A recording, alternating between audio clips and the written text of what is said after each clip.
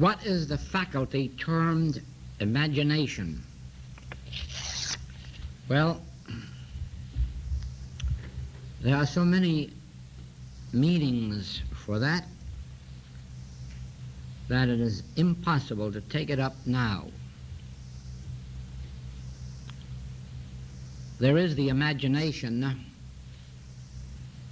that is a waste of time, that is idle dreaming.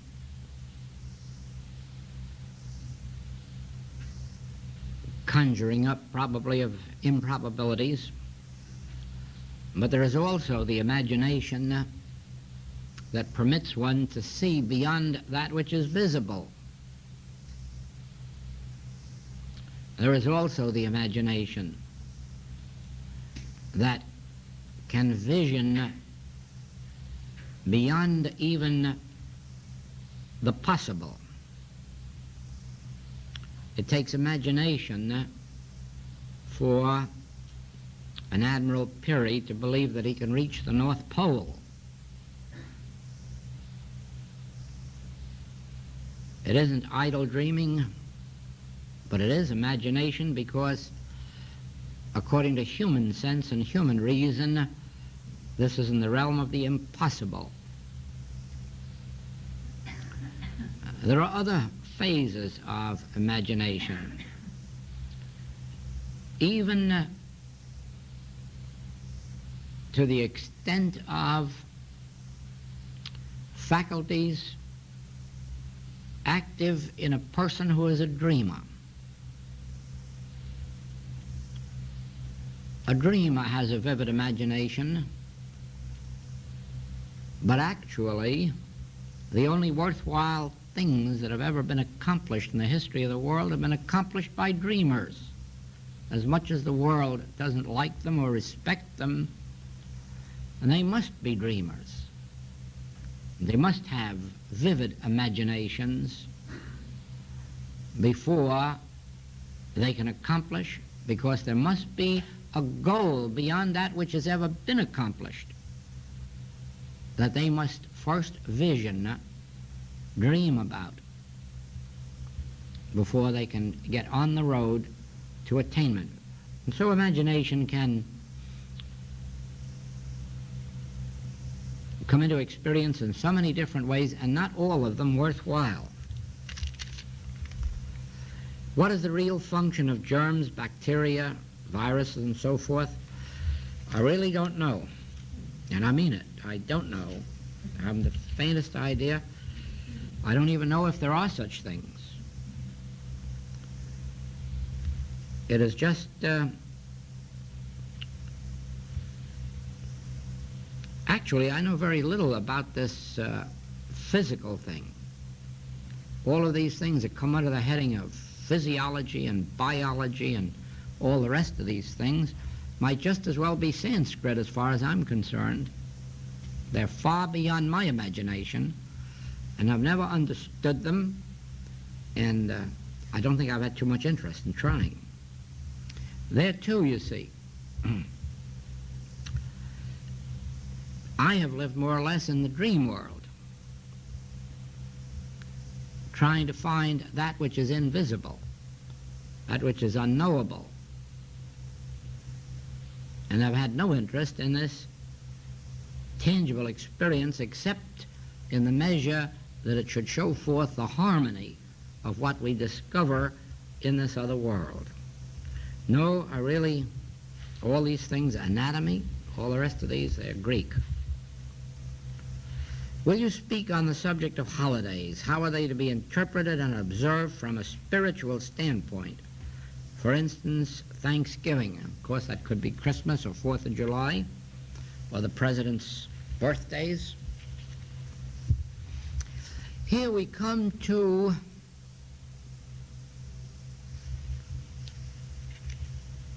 really a beautiful experience. But it becomes necessary to accept what some of our friends would call duality.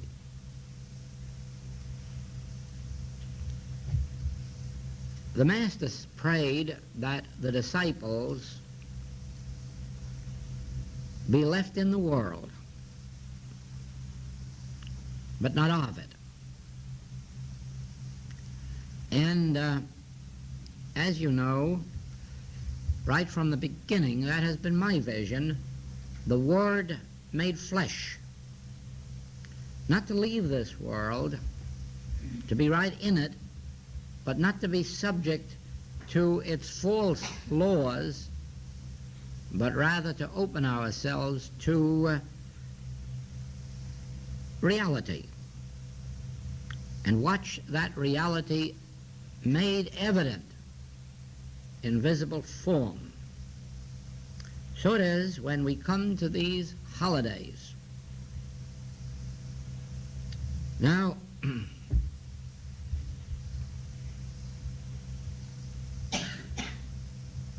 we realize, of course, that the origin of Thanksgiving was the fact that the Pilgrims had come into this land of seeming lack and stress, and yet at this particular time had demonstrated their needs met in many different ways, and they offered thanks. Actually, we don't know whether that really happened, because Thanksgiving holiday came into existence after even their grandchildren weren't around, so that we do not know whether the Thanksgiving actually was celebrated by the Pilgrims or whether it was a later invention ascribed to them. But it really makes no difference, because the idea itself is good. They were in this cold, barren country and surrounded by warring Indians, and yet through all of their hardships these daily needs were met, and it is logical to believe that a time came when someone would call this to their attention and remind them of how much they had to be thankful for, and that there may have been some such ceremony, and then later it is incorporated as a national holiday. Now, as far as we are concerned,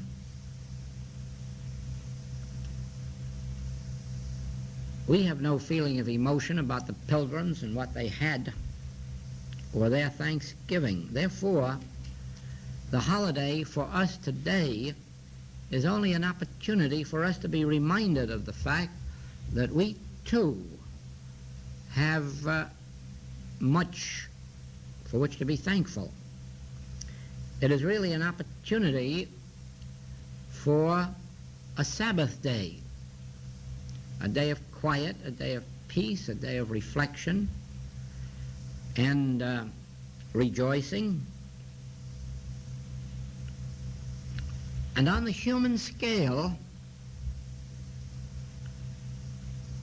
nothing can be greater than a real observance of such a holiday. It is very much like the scriptural statements, lean not unto thine own understanding, acknowledge him in all thy ways. And of course, such an occasion would be an acknowledging of God as the source of our good. Thou wilt keep him in perfect peace whose mind is stayed on thee. And here for a whole day we have this opportunity of pondering the infinite nature and the divine nature of that which is supplying this earth and all those that are in it. But this type of worship is a minor thing in comparison to the spiritual interpretation of Thanksgiving. Firstly, because spiritually understood, Thanksgiving cannot be confined to a day, a week, or a month. Thanksgiving is a state of consciousness, and it has to become a permanent state. Now, until we, as spiritual students, realize that there cannot be such a thing as a minute of the day or the night when somewhere within us there isn't a thanksgiving, a giving of thanks, a recognition or acknowledgement of the spiritual source and activity of all being. I can't conceive of living long without the eyes hitting some form of beauty, some form of supply, some form of nature, some form of good, without it bringing up inside of one a deep sense of thanks that these things are so. I think of this particularly when I'm seeing the sky or the ocean or the farmlands or these tremendous greens, trees, plants, flowers. Here you can't escape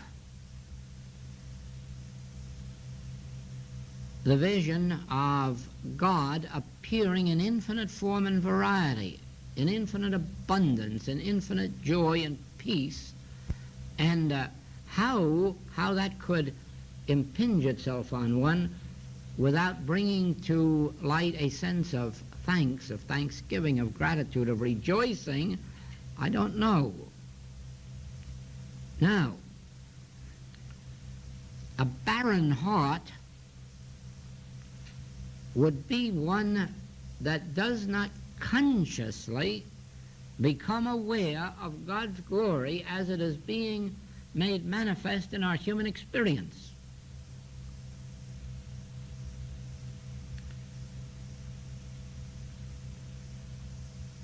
For the world, it is a most wonderful thing to have a day of thanksgiving because the world is barren. It is almost soulless. It doesn't observe these infinite beauties, these infinite harmonies, these infinite graces, the world as a world. It gets to where it takes them so for granted, and then more than likely believes some man is responsible for this, that, or the other thing, and doesn't really bring to their inner awareness a feeling, an emotion of love, of gratitude, of joy. And so that day becomes a day, at least one out of the year, when something within may be stirred, and usually is by church services and newspaper and other programs, and it serves its purpose. That particular day would have no meaning for a mystic, no meaning whatsoever, for the simple reason that it would be more like a sacrilege to name one day as a day of thanks, just as it is a sacrilege to have a Sabbath day in the week. This, to a mystic, is a mystery. How we can have a Sabbath day in the week.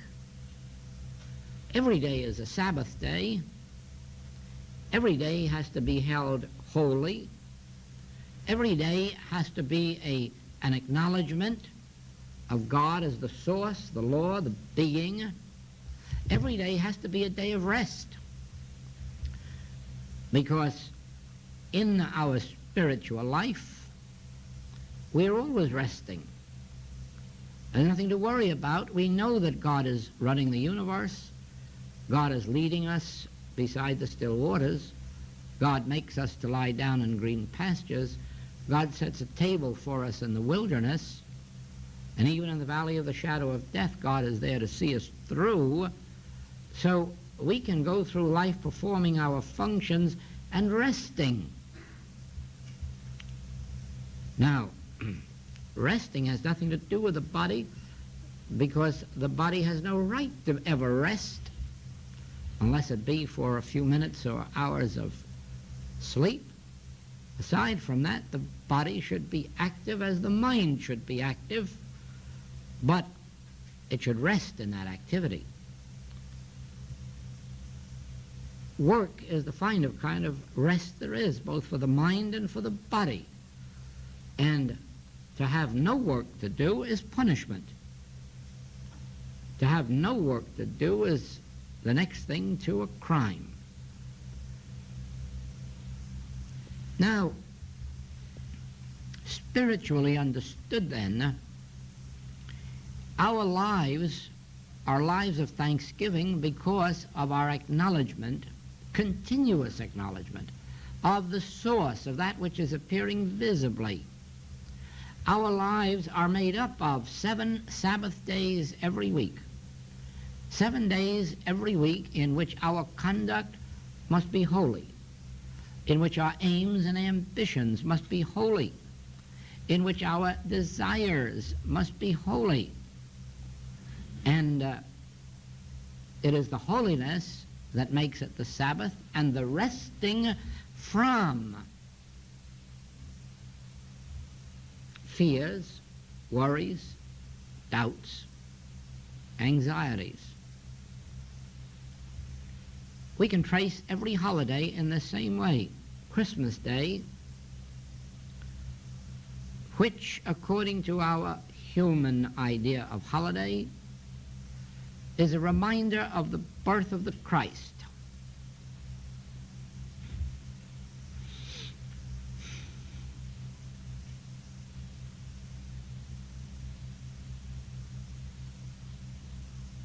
Actually,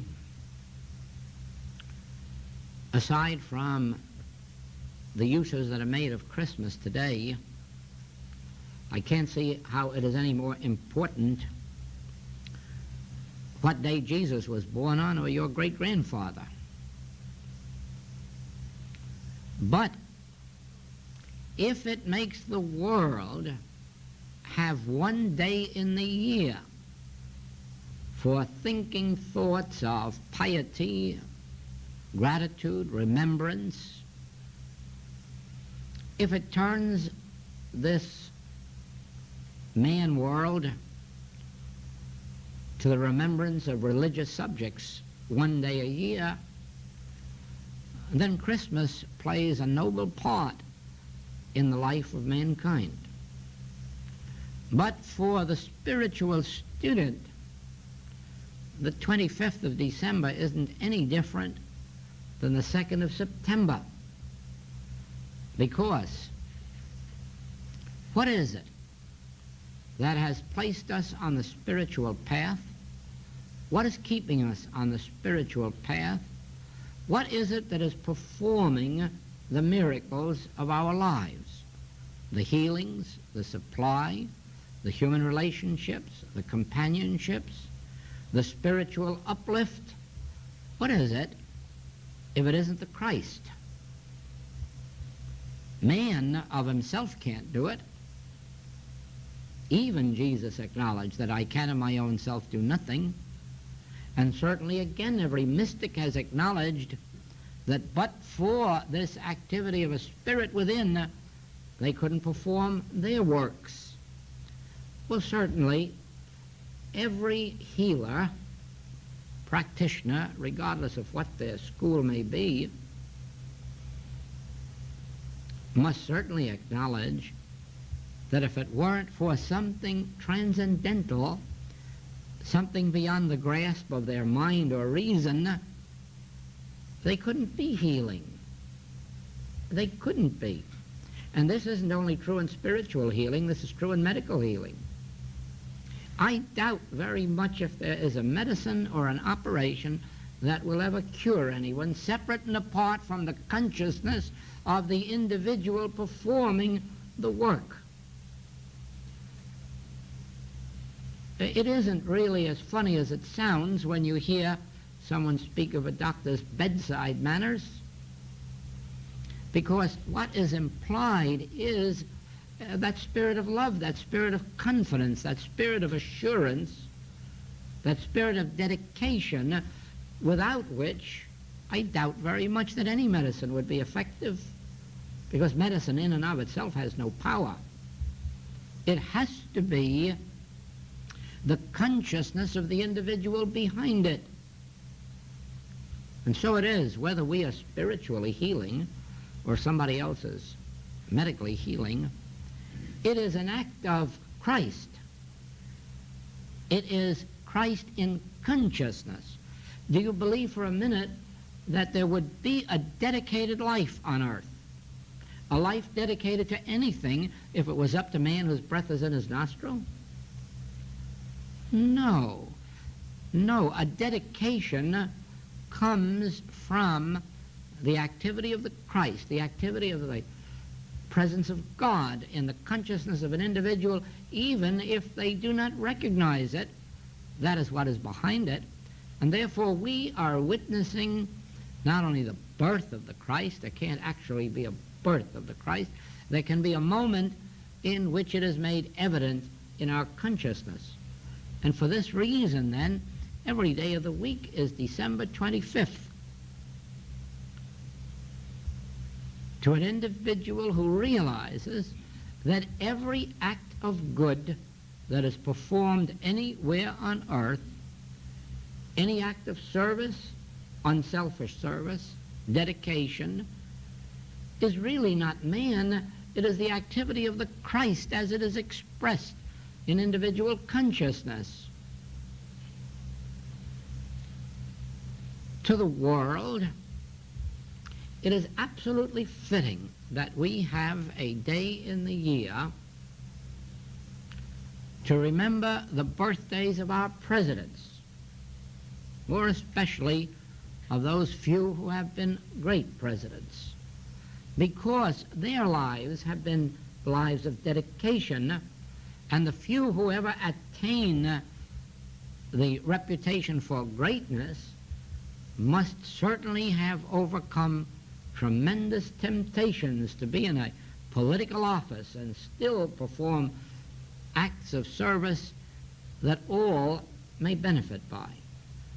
So to remember the president's birthday again is merely to have a day of thankfulness for the dedicated lives of those men who have brought this country to its greatness. But they have the same thing in England. They celebrate the Queen's birthday. And the Queen's birthday isn't any more important than your birthday or mine. But the Queen symbolizes the head of state, and it symbolizes a life of dedication. It symbolizes what every head of state, if they aren't, should be. And therefore, in celebrating that, it merely gives the population of unthinkers an opportunity to have one day at least to say thank you for a life of dedication. You know, on our trips over to England, I read the Times every morning to see the Queen's schedule for that day. And I'll tell you right now, I wouldn't trade places with her. There's hard labor without union hours or union pay. It really is. They keep her on the job from early morning till late at night. That is dedication, and people should have an opportunity during the year to remember, to respect, to honor. For us, that isn't necessary. For us, it must be clear that every day in the week we are thinking either of a president or a secretary or a cabinet minister or some foreign officer of government, and realizing that they are instruments through which freedom, liberty, justice are being maintained on earth. Man left to himself would never maintain it. It would slip away from him in 24 hours. But it is because there are always, especially now in the free countries, there are always those dedicated to preserving freedoms, justice, equity. And in the countries that are not free, there are also people not only living but dying to bring back the freedoms that people have lost. And how can we have a day with the newspapers the way they are? How can we have a day without being conscious of that fact? And again, dedicating at least 1 minute of respect and thought to those who are so dedicating themselves. 4th of July, day in which freedom is proclaimed. So far as the world is concerned, its only value is if it does remind anyone of the fact that they were given freedom and that they're now letting it slip away from them and they'd better awaken.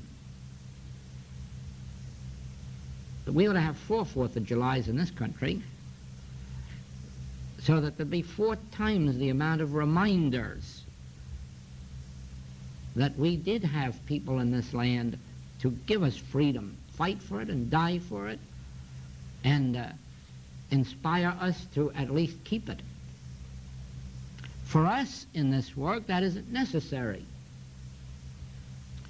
Every day of the week is a 4th of July because the greatest thing we have gained from our study is freedom. Spiritual freedom. We have attained freedom from fears, freedom from most diseases, freedom from fear of death.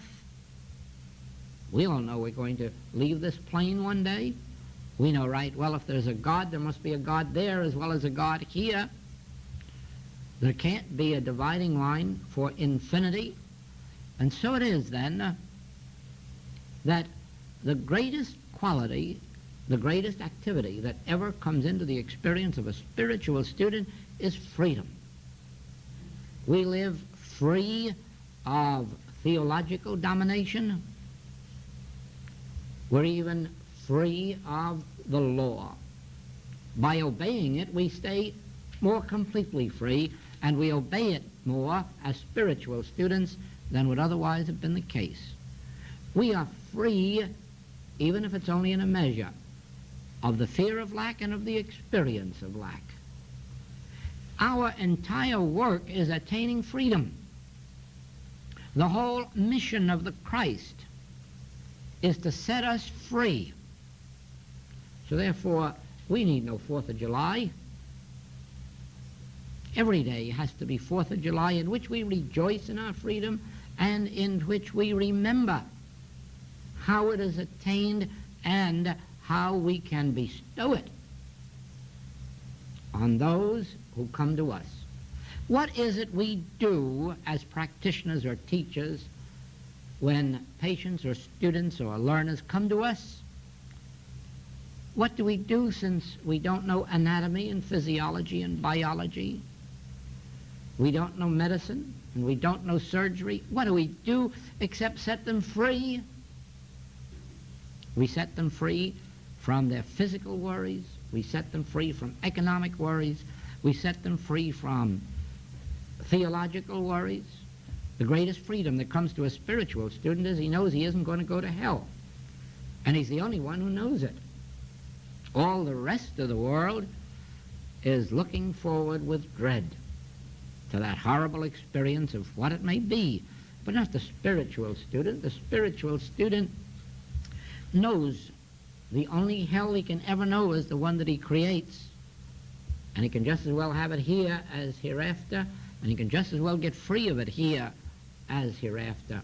Our entire work is bringing freedom to those who come to a message like this.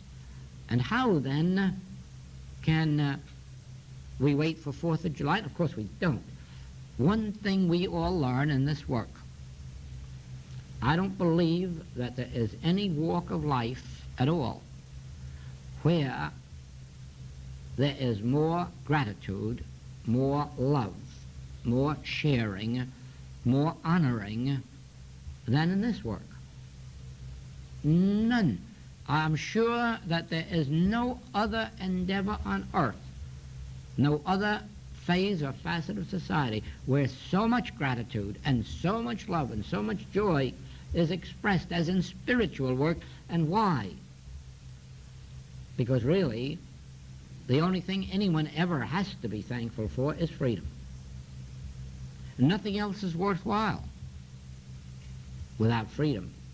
And with freedom, everything else is added. And therefore, freedom is really the whole of a spiritual activity. So it is, while we are in this world, like the disciples were, let us celebrate these holidays. And let us encourage the rest of the world to do likewise. Only for us, let us not limit it to those days, but remember that there are 365 days in the year, and every one of them is equal to each other. And therefore, each one has to include the 4th of July and the 25th of December, and the last Thursday in Thanksgiving, and the President's birthdays, and our parents' birthdays, too. That's a pretty good day to celebrate. Yes. Yes, I get thrills out of these holidays. I get thrills even in observing them as they are humanly observed, merely from the standpoint of remembering that even to those who ordinarily wouldn't be turning their thought to the higher message, this one day, in some degree, they all do. I'm all for holidays. And closing schools. I can close them all on holidays for me. Now, this is what's in my mind.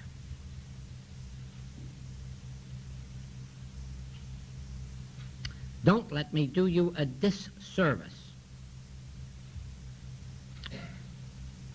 which I could easily do if you do not make an effort to understand me correctly, or if you do not insist that I clarify the situation so that you understand it. I have said to you that the ancients were absolutely right in setting up a devil or Satan.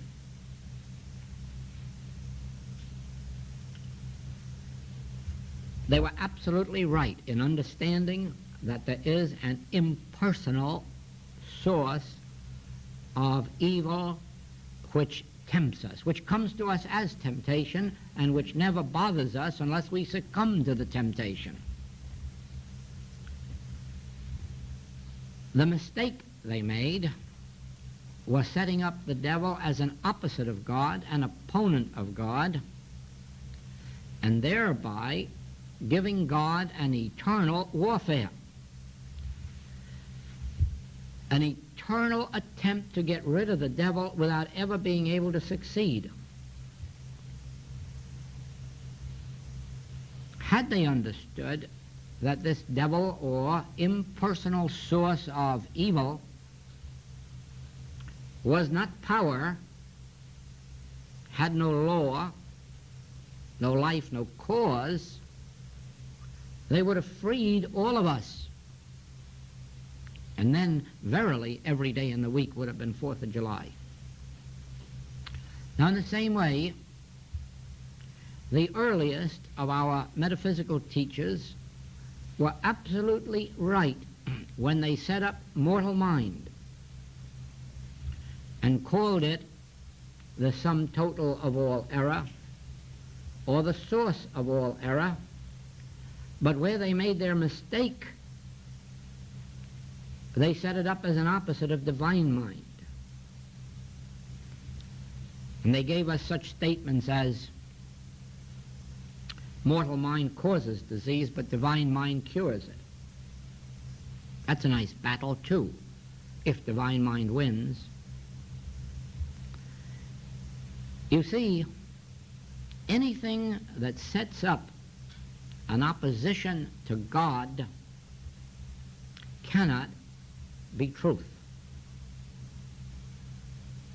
God is infinite, and God has nothing and nobody to war with. God is infinite. God is all.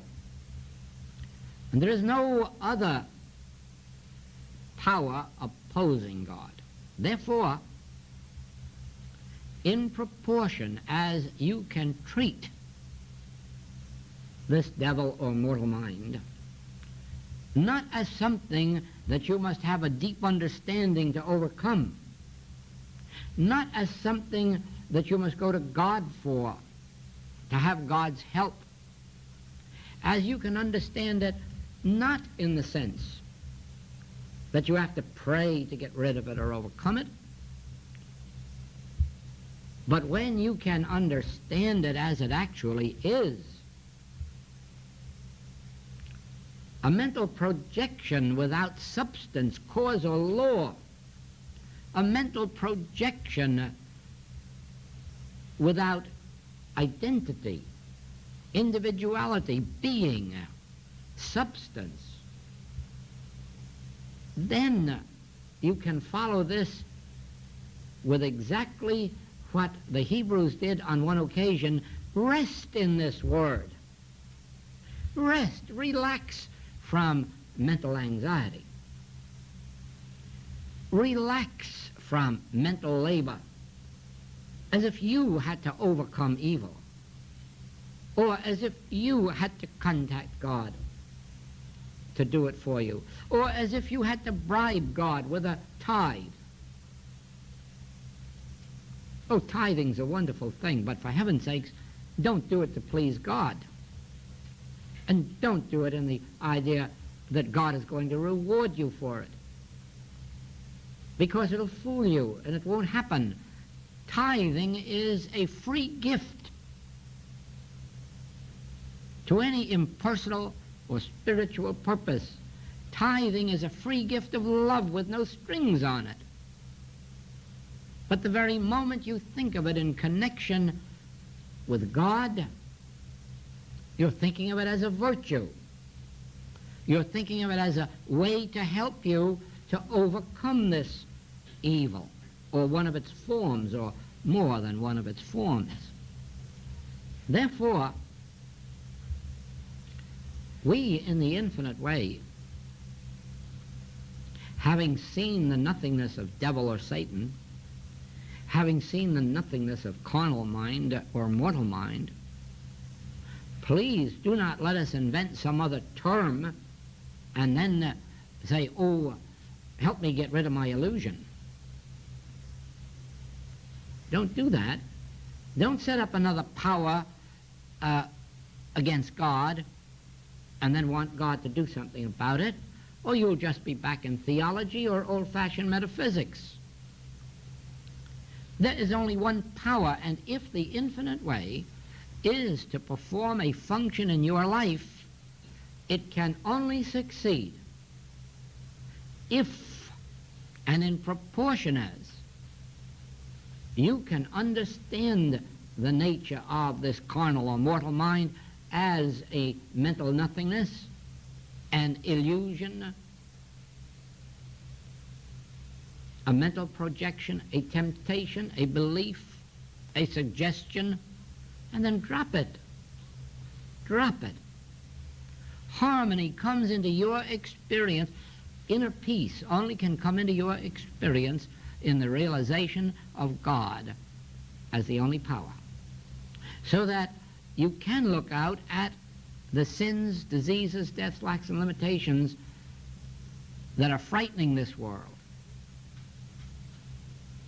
and realize that the only reason they're doing it is they're being accepted as power.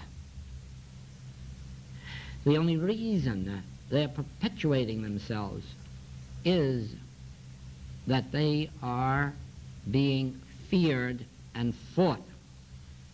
I bring you back over and over and over again to the Master's teaching of resist not evil, of put up thy sword. Over and over I come back to it so that you may study those passages and ask yourself, why did he say resist not evil? And you must come to the conclusion that if he could heal blindness with spittle, that evil isn't very much of a power. If he could make the lame walk merely by saying, what did hinder you, then lameness can't be a law.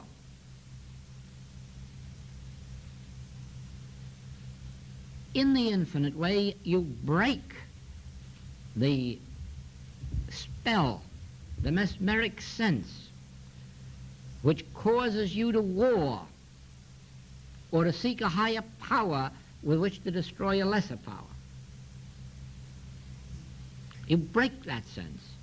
That is the major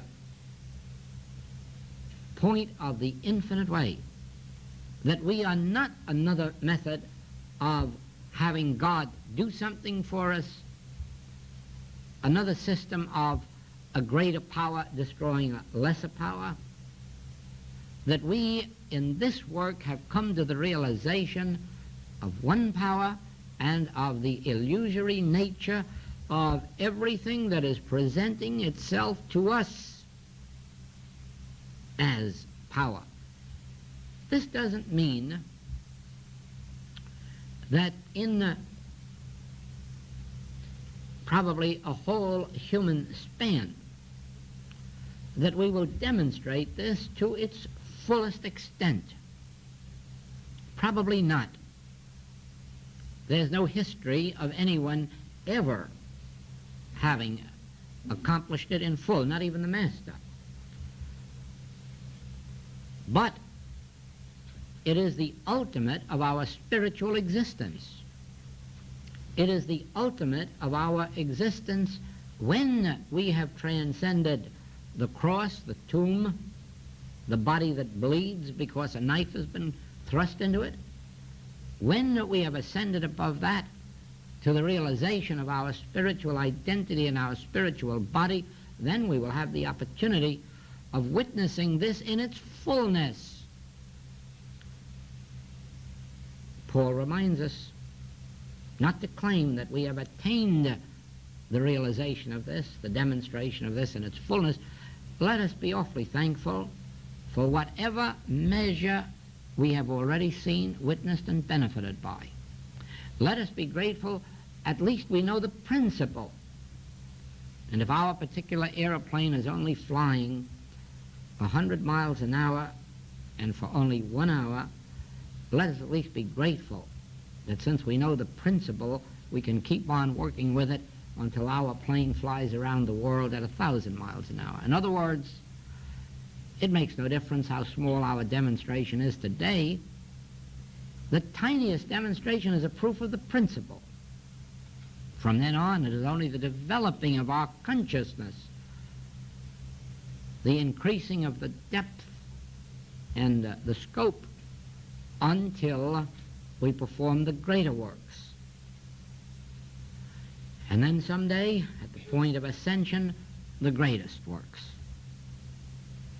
The main thing is not the degree of your demonstration, the degree of your awareness of what the principle is that is to be demonstrated. And the principle that is to be demonstrated is that God in the midst of us is not only mighty, but the only mightiness there is. Not that God is a great power that is going to do tremendous things for us, but that God is the only power and nothing need be done for us. The realization of the greatest truth ever revealed, thou couldst have no power over me unless it came from God. What did hinder you? Pick up your bed and walk. As we abide in that principle, as we apply it to every facet and every phase of our human existence, we develop a greater consciousness of it, and thereby a greater demonstration of it.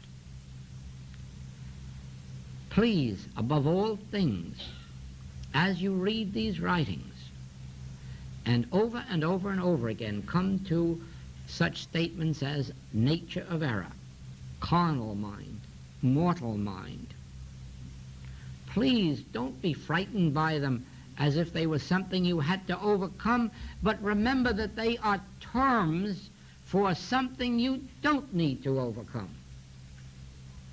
They are terms for that which is nothingness.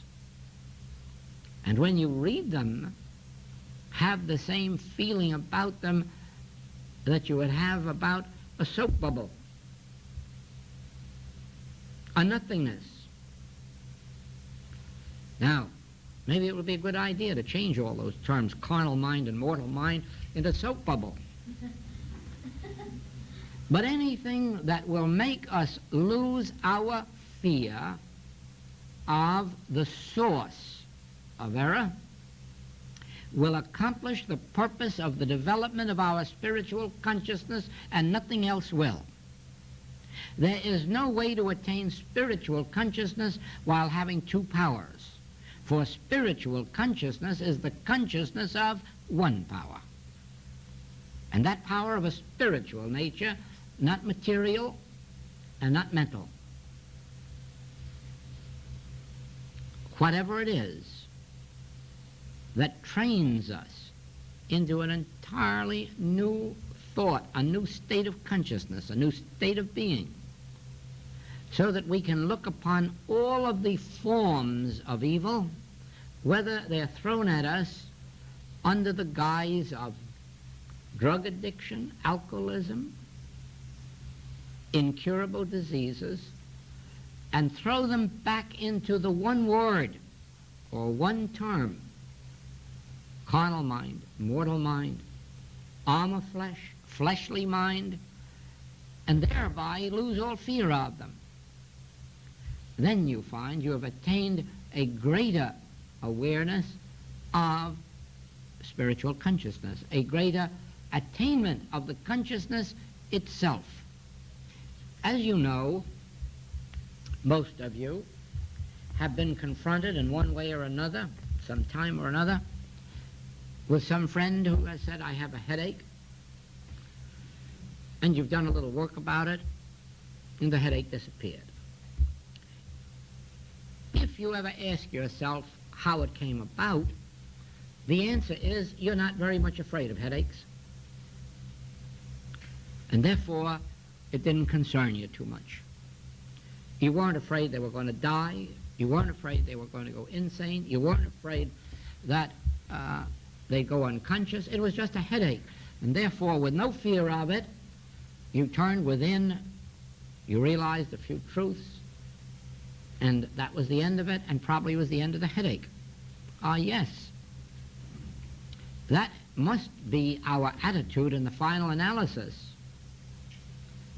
When we are confronted with any and every phase of discord, including the last enemy, and are able to say, as Jesus did, he's not dead, he's just asleep. Let's wake him up. Oh, I realize I'm talking now very absolutely and not asking to be pushed into that position too quickly.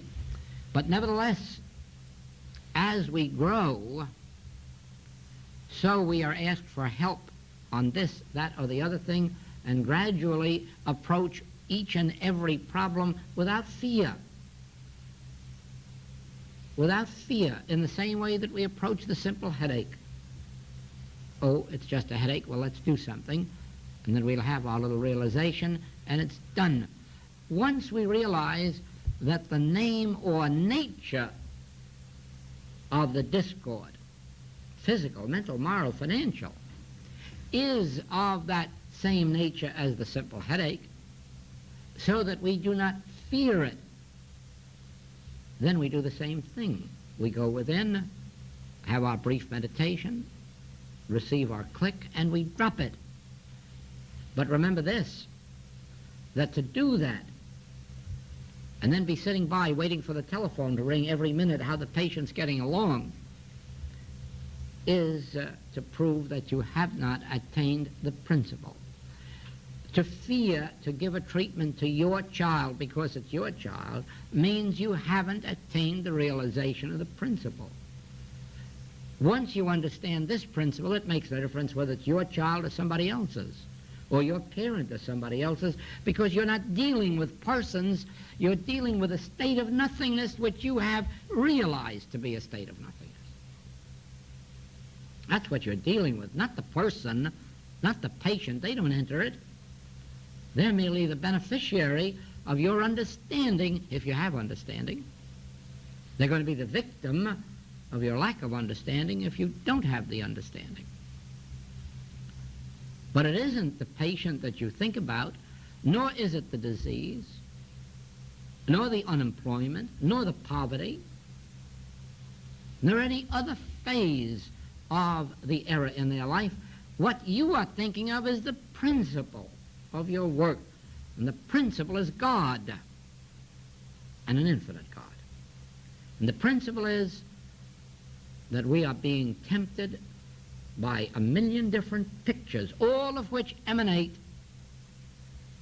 from the same old devil or mortal mind, or arm of flesh, or fleshly mind, and all of which represents the arm of flesh or nothingness. In proportion as you can face the claims that way, you can meet them. In proportion as you can understand this principle for yourself, even if you can't do your own work, and that probably is the most difficult of all, at least you make it easy for the practitioner to help you, as long as you aren't sitting around fearing that which you've already understood to be nothing more nor less than a mental imposition. Now,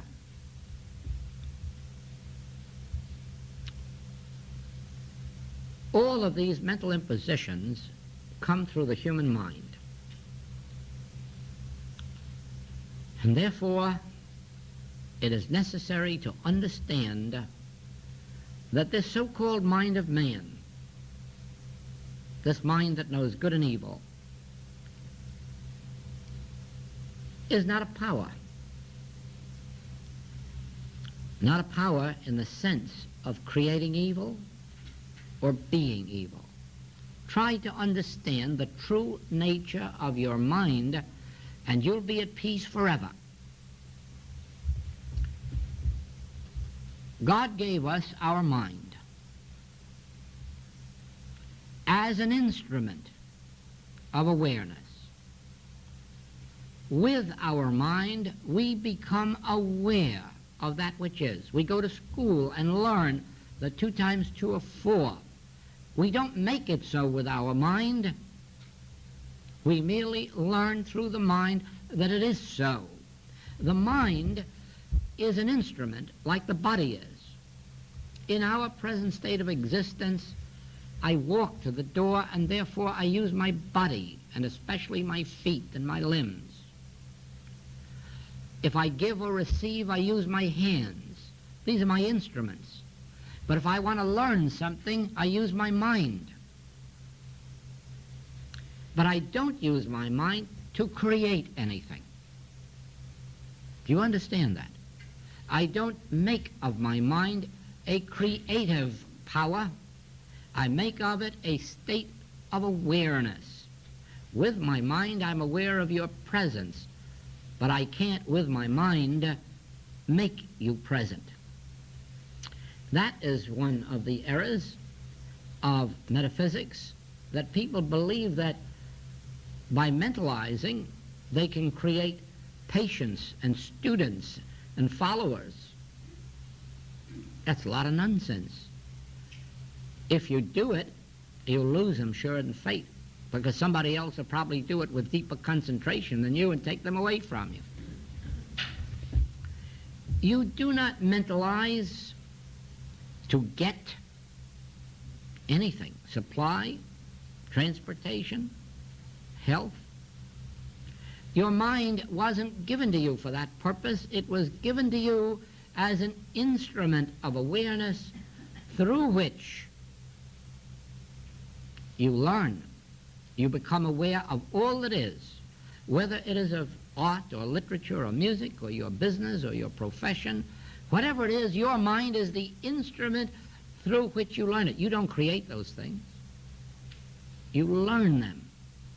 You don't create with the mind. But too many have been taught that thoughts are things, and therefore all you have to do is think a thought and get a thing.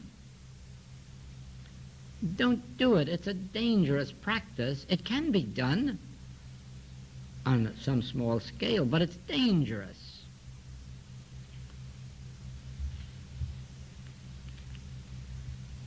I have known people who have used their minds to work themselves into certain positions, certain places in life, and I've also seen the sorrow that comes to them because someday or other they lose.